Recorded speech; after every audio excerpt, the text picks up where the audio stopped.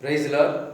ஆண்டவரும் இரட்சகருமாய் இருக்கிற இயேசு கிறிஸ்துவின் நாமத்தினாலே அனுதின வாழ்வின் மன்னாவின் நிகழ்ச்சிக்கு உங்கள் அன்புடன் வரவேற்கிறேன். கர்த்தர் தாமே உங்களை ஆசீர்வதிப்பாராக. இந்த நல்ல அருமையான நாளிலும் கூட வாழ்வின் மன்னாவுக்காக தெரிந்து கொண்ட வேத பகுதி 2 சாமுவேலின் புஸ்தகம் 12ஆம் அதிகாரத்தில் 14வது வசனத்துக்கு நேராக திருப்பிக் கொள்ளுங்க. 2 சாமுவேலின் புஸ்தகம் 12ஆம் அதிகாரம் 14வது வசனத்துக்கு நேராக திருப்பிக் கொள்ளுவோம். அப்படியாக வேதம் சொல்லுகிறது, ஆனாலும் இந்த காரியத்தினாலே கர்த்தருடைய சத்துருக்கள் தூசிக்க நீ காரணமாயிருந்தபடியினால் என்று சொல்லி வாக்கு. அந்த பகுதி கீழ்ப்பகுதி சொல்லுது, உனக்கு பிறந்த பிள்ளை நிச்சயமாய் சாகும் என்று சொல்லி நாத்தான் தன் வீட்டுக்கு போய்விட்டான் என்று சொல்லிப்பாங்க. எனக்கு அருமையான தேவ ஜனமே, கர்த்தருடைய பிள்ளைகளே, தாவீது செய்த பாவத்தின் நிமித்தமாக நாத்தான்வேலுக்கு நாத்தான்வேல் தாவீதுக்கு அந்த பாவத்தை உணர்த்துகிற போது, அப்ப நாத்தான்வேல் அங்க அறிவுரை கூறுகிறான். அந்த அறிவுரையில சொல்லப்படுகிறது, இந்த காரியத்தினாலே கர்த்தருடைய சத்துருக்கள் தூசிக்க நீ காரணமாயிருந்தபடினாலே. எனக்கு அருமையான தேவ ஜனமே, கர்த்தருடைய பிள்ளைகளே, நாம் செய்கிற பாவத்தின் நிமித்தம் உங்க பேரு கெட்டு போகாது. ஆனா நீங்கள் ஆராதிக்கிற ஆண்டவராகிய இயேசு கிறிஸ்துவின் நாமத்தை தூசிப்பார்கள். உங்க பேரை சொல்ல மாட்டாங்க. இவங்கெல்லாம் கிறிஸ்துவங்களாமா, இவனெல்லாம் கிறிஸ்துவனாமா, இப்படி பாவம் செய்து கொண்டிருக்கிறான்னு சொல்லி கர்த்தருடைய நாமத்தை தூசிக்க காரணராய் இருக்கிறீர்கள். இந்த காரியத்திலே கர்த்தருடைய சத்துருக்கள் தூசிக்க நீ காரணமாயிருந்தா. தேவனுடைய நாமம் தூசிக்கப்படுவதற்கு எனக்கு அருமையான தேவ ஜனமே, கர்த்தருடைய பிள்ளைகளே, சகோதரனே சகோதரியே, உங்க நிமித்தமா ஆண்டவராகிய இயேசு கிறிஸ்து நாமம் தூசிக்கப்படக்கூடாது. செய்கிற ஒவ்வொரு தவறினால, பாவத்தினால, மீறுதலினால, அக்கிரமங்களினால தேவனுடைய நாமம், ஆண்டவராகிய இயேசு கிறிஸ்து நாமம் தான் தூசிக்கப்படும். அதுக்கு நீங்க காரணராக இருக்கக்கூடாது.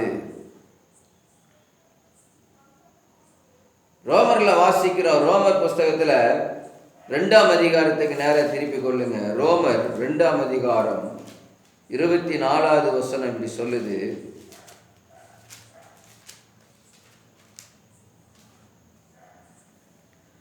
எழுதியிருக்கிறபடி தேவனுடைய நாமம் புறஜாதிகளுக்குள்ளே உங்கள் மூலமாய் தூசிக்கப்படுகிறதே என்று சொல்லி, இந்த ரோமர்ல நான் பார்க்குற 2ஆம் அதிகாரம் 24வது வசனம், நம்ம மூலமாக உங்கள் மூலமாக தூசிக்கப்படுகிறது. ஆண்டவரை அறியாத பிள்ளைகள், ஆண்டவரை தெரியாத இருக்கிற பிள்ளைகள், இயேசு கிறிஸ்துவை ஏற்றுக்கொள்ளாத இருக்கிற பிள்ளைகள், அவர்களுக்கு முன்பாக உங்களுடைய நடத்தையில, உங்களுடைய செயல்ல ஆண்டவரின் நாமம் தூசிக்கப்படுகிறது. உங்கள் மூலமாய் தூசிக்கப்படுகிறது என்று சொல்லியிருக்கோம். அப்ப நம்ம நடத்தையில, நம்முடைய பேச்சில், நம்முடைய உடையில, எல்லா காரியத்திலையும் தேவனை மகிமைப்படுத்துகிறதா இருக்க வேண்டும். தேவனுடைய நாமத்தை மகிமைப்படுத்துகிற செயலில் நாம் ஈடுபட வேண்டும். ஒரு நாளும் உங்கள் மூலமாக ஆண்டவராகிய இயேசு கிறிஸ்து நாமம் தூசிக்கப்படாதபடி நடந்து கொள்ள வேண்டும். ஏன் நாம் சுவிசேஷம் சொல்ல வேண்டியதில்லை. நம்முடைய நடக்கையை பார்த்து, நம்முடைய சாட்சியை பார்த்து ஜனங்கள் ரட்சிக்கப்படுவாங்க. கிறிஸ்துவுக்கு, ஆண்டவராகிய இயேசு கிறிஸ்துவுக்கு பேரும் புகழை வாங்கி கொடுக்கிறவர்களாக இருக்க வேண்டும். அவருடைய நாமத்தை மகிமைப்படுத்துவர்களாக இருக்க வேண்டும். நம்ம மூலமா தான், உங்கள் மூலமாக இயேசு கிறிஸ்து நாமம் மகிமைப்பட வேண்டும். இயேசு கிறிஸ்துடைய பெயரை பிரஸ்தாபப்படுத்த வேண்டும். தூசிக்கப்படுகிற மாதிரி நம்ம ஒரு நாளும் நடந்து விடக்கூடாது. எல்லாரும் கவனித்துக் கொண்டிருக்கிறாங்க. நம்முடைய நடக்கையை, நம்முடைய பேச்சை, நம்ம எங்கே போகிறோம், எங்கே வரோம், என்ன ஏதுங்கிறதெல்லாம் கவனித்து கொண்டு இருக்கிறார்கள்.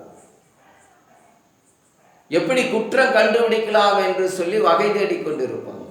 எப்படியாவது இயேசு கிறிஸ்து நாமத்தை தூசிக்க வேண்டும், இவங்க மூலமா இயேசு நாமத்தை தூசிக்க வேண்டும் என்று சொல்லி எதிர்பார்த்து கொண்டிருப்பாங்க. அதற்கு நீங்க காரணராய் இருக்கக்கூடாது. உங்கள் மூலமாய் தேவ நாமம் தூசிக்கப்படக்கூடாது. ஏசாயா புஸ்தகம் 52 சொல்லுது. ஏசாயா புஸ்தகத்தில் 52:5 இப்படி சொல்லுது, இப்பொழுது எனக்கு இங்கே என்ன இருக்கிறது, என் ஜனங்கள் விருதாவாய் கொண்டு போகப்பட்டார்கள், அவர்களை ஆளுகிறவர்கள் அவர்களை அலற பண்ணுகிறார்கள். எனக்கு அருமையான சகோதரனே சகோதரியே, இந்த பகுதி இப்படியாக சொல்லுது, யார் நம்மளை ஆளுகை செய்கிறா, யார் நம்மளை நடத்துகிறா? வேதம் சொல்லுது, அவர்களை ஆளுகிறவர்கள் அவர்களை அலற பண்ணுகிறார்கள், நித்தமும் இடைவிடாமல் என் நாமம் தூசிக்கப்படுகிறது என்று கர்த்தர் சொல்லுகிறார். நீங்க யாருடைய ஆளுகை கீழாக இருக்கிறீங்க? யார் உங்களை ஆளுகை செய்கிறா? பரிசுத்த ஆவியானவர், பரிசுத்தர் உங்களை ஆளுகை செய்கிறாரா? இல்ல தீய எண்ணங்கள், தீய ஆவிகள் உங்களை ஆளுகை செய்கிறதா? பரிசுத்த ஆவியானவர் உங்களை ஆளுகை செய்தா நீங்க ஆண்டவர் நாமத்தை மகிமைப்படுத்துவீங்க. உங்களுக்குள்ள தீய செயல்களும் கெட்ட காரியங்களும் பாவ காரியங்களும் இருக்கிறங்கிற போது நீங்களே யோசனை பண்ணிக்கொள்ளுங்க, யார் உங்களை ஆண்டு கொண்டு இருக்கிறது, யார் உங்களை நடத்துகிறது? தாவீதை பார்த்து அப்படி சொல்லுகிறார், வழிபோக்கனுக்கு அந்த ஆட்டுக்குட்டி அடித்து போட்டாய் என்று சொல்லி. அப்ப அங்க என்ன, தாவீது பாவத்துக்கு இடம் கொடுத்து விட்டார். எனக்கு அருமையான தேவ ஜனமே, நீங்கள் ஒரு நாளும் பாவத்துக்கு இடம் கொடுத்துடக்கூடாது. உங்க இருதயத்தில் பாவம் ஆளாதபடிக்கு பரிசுத்த ஆவியானவரே உங்களை ஆளுகை செய்ய வேண்டும். அப்படி அவருடைய ஆளுகை கீழே நீங்க இருக்கிற போது, பரிசுத்தாவுடைய ஆளுகை செய்கிற போது நீங்க தேவனுடைய நாமத்தை மகிமைப்படுத்த முடியும். ஆனா பாவம் உங்களை ஆளுகை செய்கிறங்கிற போது இடைவிடாமல் ஆண்டவராகிய இயேசு கிறிஸ்து நாமம் தூசிக்கப்படுங்க சொல்லுவது, இடைவிடாமல் என் நாமம் தூசிக்கப்படுகிறது என்று கர்த்தர் சொல்லுகிறார். நீங்க செய்யற ஒவ்வொரு செயலையும், ஒவ்வொரு ஈடுபாட்டிலையும் கர்த்தருடைய நாமம் தூசிக்கப்படுகிறது, ஆண்டவராகிய இயேசு கிறிஸ்து நாமம் தூசிக்கப்படுகிறது. நான் நாத்தான்மேல் தாவீதினிடத்துல சொன்னதுமே அவனுக்குள்ள ஒரு மனமாற்றம் உண்டானது, மனம் மாறினான். எனக்கு அருமையான தேவ ஜனமே, கர்த்தருடைய பிள்ளைகளே, இந்த வார்த்தை உங்களுக்கு நேர வந்து கொண்டிருக்கிறது. உங்களை பாவம் ஆண்டு கொண்டிருந்தால் இப்பொழுதே மனம் திரும்பு. தாவீது நாத்தான்மேல் சொன்னது உடனே மனம் திரும்பினான். இன்றைக்கு நீ இந்த வசனத்தை கேட்டு, இந்த வார்த்தைகளை கேட்டு நீ மனம் திரும்புகிற போது தேவன் அதில் மகிமைப்படுவார். குணப்படுது. இயேசு கிறிஸ்துவை ஏற்றுக்கொண்டு இயேசுவுக்காக வாழன்னு சொல்லி போட்டு பாவத்துக்கு நீங்க அடிமையா இருக்கக்கூடாது. பாவம் உங்களை ஆளுகை செய்யக்கூடாது. சுயம் உங்களை ஆளுகை செய்யக்கூடாது. பரிசுத்த ஆவியானவர் உங்களை ஆளுகை செய்ய வேண்டும். பரிசுத்த ஆவி உங்களை ஆளுகை செய்கிற போது தேவனை மகிமைப்படுத்த முடியும்.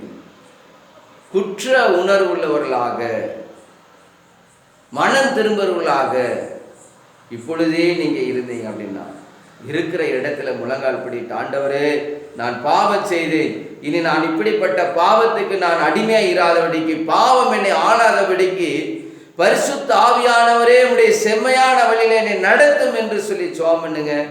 கர்த்தர் இன்றைக்கு உங்களுக்கு விடுதலை கொடுக்கிறார். கர்த்தர் தாம் இந்த வார்த்தைகளை கொண்டு உங்களை ஆசீர்வதிப்பாராக. ஆமென். Thank you. God bless you. Amen.